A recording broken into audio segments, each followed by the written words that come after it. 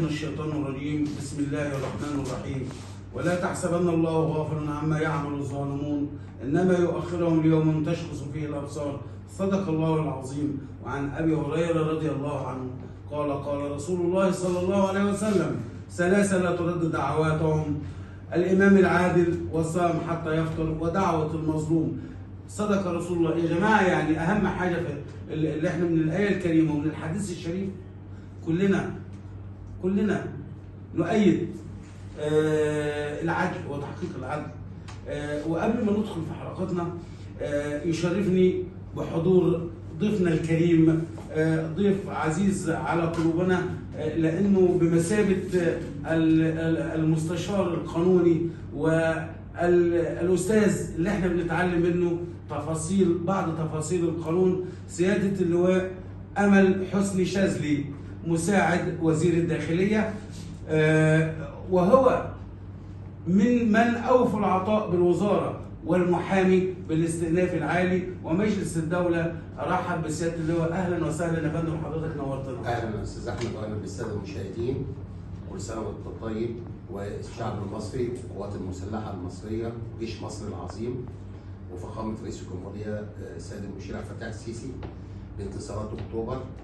وتحيه لشباب غزه ورجال جنوب لبنان على صمودهم امام العدو الصهيوني الغاشم.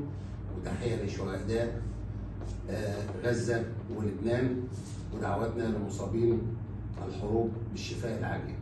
مرحبا بك يا استاذ. حضرتك نورتنا سياده اللواء. اهلا وسهلا. اعزائي المشاهدين، طبعا ولا ننسى صاحبه المشكله، السيده هانم صابر عبده بصل، صاحبه الشكوى لله وليس للبشر.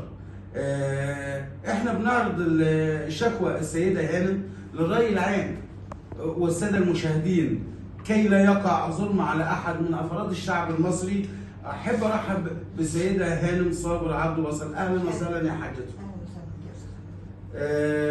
اعزائي المشاهدين، وضيفنا شاهد عيان بردك معانا في الحلقه، الاستاذ عبده خليل، الصحفي بجريده الوفد ومجله اكتوبر، وشاهد عيان في موضوع حلقه اليوم مع السيده هانم. اهلا وسهلا استاذ عبده. اهلا وسهلا استاذ احمد، واهلا وسهلا بالساده المشاهدين، واهلا وسهلا باسره البرنامج. حضرتك نورتنا ونورت اسره البرنامج.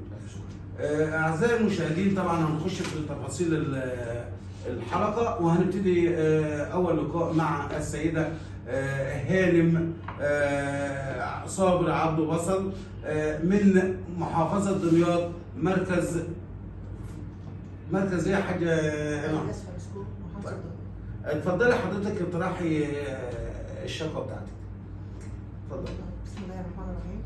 انا شكوية النهارده، انا نزل عليا ظلم كبير من احد المقربين لي، والظلم دلوقتي وقع عليا انا واولادي. تمام.